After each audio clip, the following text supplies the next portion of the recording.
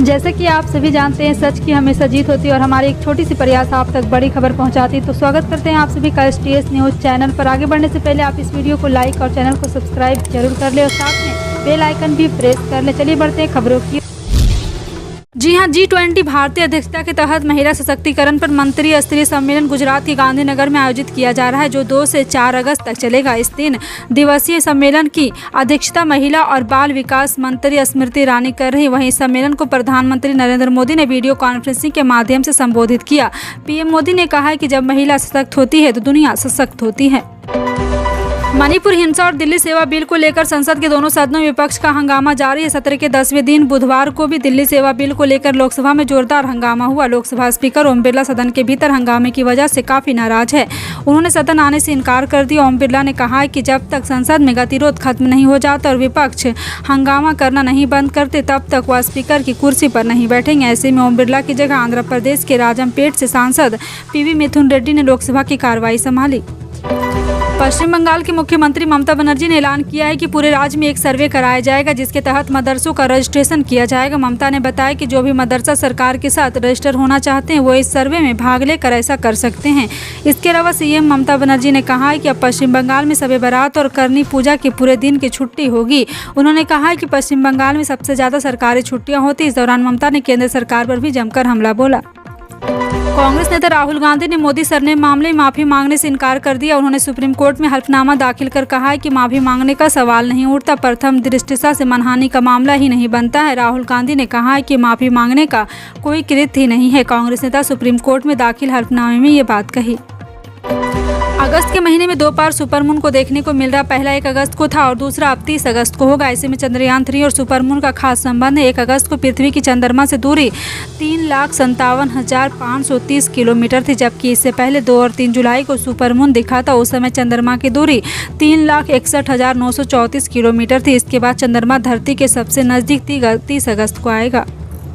जन सम्मान video contest Amazon में नई उमंग, उत्साह और मनोरंजन के साथ राज्य की जन कल्याणकारी योजनाओं की जानकारी प्रत्येक प्रदेशवासी तक पहुंचाने के लिए कारगर साबित हो रहा है। इसके लिए प्रदेशवासियों को राज्य की योजनाओं पर आधारित रचनात्मक और नाट्य रूपांतरण का वीडियो बनाकर 2 सोशल मीडिया हैंडल पर और साथ शेयर कर सकते हैं। उचित मापदंडों के आधार पर वीडियो की जाँच परख के बाद पुरस्कार की श्रेणी में रखा जा सकता है। मंगलवार को जारी हुए शनिवार 29 जुलाई के परिणाम में राशमी चित्तौड़गढ़ के रमैया सिंह ने प्रथम पुरस्कार के रूप में 1 लाख रुपए जीते। हरियाणा के नूंह से फैली हिंसा ने कुछ ही दिनों में राज्य के अलग अलग जिलों को भी अपनी चपेट में ले लिया है। यह घटना में जान माल की भी हानि हुई। हिंसा को लेकर सूबे के मुख्यमंत्री मनोहर लाल खट्टर ने बुधवार को कहा कि नूंह और दूसरे जिलों में फैली हिंसा अब पहले के मुकाबले काबू में है। उन्होंने बताया कि इस हिंसा में हरियाणा में अभी तक 6 लोगों की मौत हो चुकी। हिंसा फैलाने के बाद पुलिस ने तुरंत कार्रवाई करते हुए 116 लोगों को गिरफ्तार किया है। NCT दिल्ली सरकार विधेयक 2023 को लेकर संसद के दोनों सदनों में चर्चा हो सकती है। सदन में इस बिल पर चर्चा होने के बाद इसे पारित करने को लेकर मतदान भी हो सकता है। बता दें, केंद्र सरकार के इस बिल का आम आदमी पार्टी विरोध कर रही है। दरअसल इस बिल के पास होने से दिल्ली में अधिकारियों के ट्रांसफर पोस्टिंग का अधिकार दिल्ली सरकार की जगह LG के पास चला जाएगा। लोकसभा में विपक्ष के हंगामे को देखते हुए लोकसभा अध्यक्ष ओम बिरला ने सदन की कार्रवाई को 3 अगस्त तक के लिए स्थगित कर दिया है। सरकारी स्कूलों में शिक्षक बनने का सपना पूरा होगा। झारखंड में TGT टीचर के 26,000 पदों पर वैकेंसी निकली है। झारखंड SSC की तरफ से TGT टीचर के पद पर वैकेंसी निकलती है और इस संबंध में JSSC की ओर से नोटिफिकेशन जारी हुआ। इस वैकेंसी के लिए इच्छुक उम्मीदवार सिर्फ ऑनलाइन आवेदन कर सकते हैं। देश की सबसे बड़ी एयरलाइंस इंडिगो एक जबरदस्त ऑफर लेकर आई है। कंपनी लोगों को फ्लाइट टिकट की बुकिंग पर 2,000 रुपये तक का डिस्काउंट दे रही है। ये सेल 3 दिन चलने वाली है। इंडिगो के ऑपरेशंस के 17 साल पूरे होने के मौके पर कंपनी ने एनिवर्सरी सेल ओपन की है। ये इसकी डिटेल है। लोकसभा चुनाव को लेकर बीजेपी पूरे दमखम के साथ अपनी तैयारी में जुट गई। बीजेपी का फोकस उत्तर प्रदेश पर है, क्योंकि 2014-2019 में देश की सत्ता में काबिज होने में इसी राज्य की अहम भूमिका रही। पीएम मोदी पूर्वांचल के काशी से सांसद है। यूपी के CM योगी आदित्यनाथ भी इस इलाके के गोरखपुर से आते हैं। यही वजह है कि बीजेपी के लिए पूर्वांचल काफी अहम हो जाता है। पूरे देश में जनता महंगाई की मार झेल रही। खाने पीने की सभी चीजें महंगी हो गई। खासकर टमाटर की कीमतों में बेतहाशा बढ़ोतरी हुई। पिछले महीने कई शहरों में टमाटर का रेट 300 रुपये किलो के पार पहुंच गया था। चंडीगढ़ में 1 किलो टमाटर की कीमत 350 रुपये हो गई थी, लेकिन पिछले 10 दिनों से टमाटर के दाम में कुछ हद तक गिरावट आई। अब टमाटर 100 से 150 रुपये किलो बिकने लगा है। हरियाणा के नूंह और मेवात में हुई हिंसा के बाद से तनाव की स्थिति बनी हुई। इसी बीच बुधवार को हरियाणा के मुख्यमंत्री मनोहर लाल खट्टर ने कहा कि हम नूंह हिंसा के पीड़ितों को सहायता प्रदान करेंगे। जी हां, आपको बता दें कि यहां पर वहीं मोनू मानसरोवर को लेकर मुख्यमंत्री मनोहर लाल खट्टर ने कहा, मोनू मानेसर के खिलाफ पिछला केस राजस्थान सरकार ने किया था।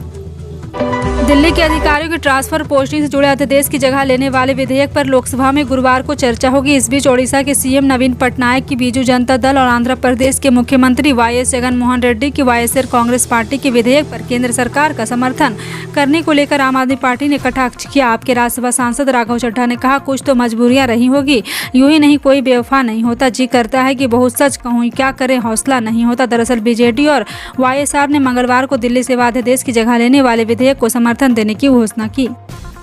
यूपी में बिजली बिल की रेट में बढ़ोतरी पर इन दिन चर्चा जोरों पर है। इसी बीच ऊर्जा मंत्री ए.के. शर्मा का बड़ा बयान सामने आया है। जी हां, आपको बता दें कि ऊर्जा मंत्री ने अपने बयान में साफ कर दिया है कि राज्य सरकार यूपी में बिजली बिल बढ़ाने पर कोई विचार नहीं कर रही। उन्होंने आगे साफ किया है कि कुछ कंपनियां सालाना तुलना के आधार पर अपनी दी है और उसके आधार पर बिजली बिल के रेट बढ़ाने पर चर्चा हो रही है।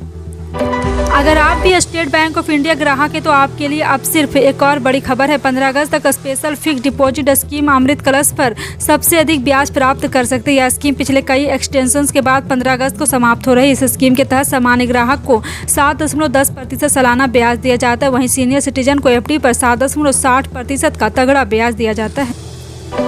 राजस्थान मुख्यमंत्री अशोक गहलोत की बजट घोषणा के क्रियान्वित के तहत महिलाओं को इंटरनेट कनेक्टिविटी के साथ स्मार्ट मोबाइल फोन उपलब्ध करवाने के लिए 10 अगस्त को इंदिरा गांधी स्मार्टफोन योजना का आगाज होगा। जिला कलेक्टर प्रकाश राज पुरोहित ने बताया कि 10 अगस्त से योजना के प्रथम चरण के तहत जयपुर जिले में 1,91,548 लाभार्थियों को स्मार्टफोन दिए जाएंगे।